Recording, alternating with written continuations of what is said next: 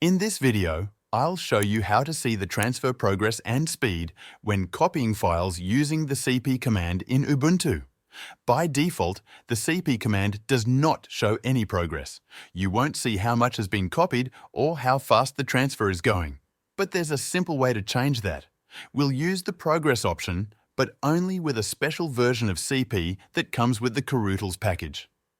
To make sure you have the right version, we'll use rsync as a better alternative if needed. Let's start with the most direct way using cp with progress. Open your terminal. Type this command, cpv progress source underscore file target underscore file. Replace source underscore file with the file you want to copy and target underscore file with the destination. The V means verbose. It tells the terminal to show each file being copied.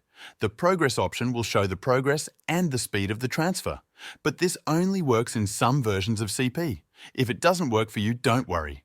We'll use another method. A better and more flexible way is to use rsync. It's often pre-installed on Ubuntu. Try this, rsync progress source underscore file target underscore file. The flag keeps file permissions and other settings. The H makes the file sizes easier to read. The progress flag shows the speed and progress of the file copy. You can also use rsync to copy directories. Just add a slash at the end if needed. So now you have two ways to see file copy progress on Ubuntu, using cp and rsync. Select the option that best suits your task. For most users, rsync is the easiest and most reliable.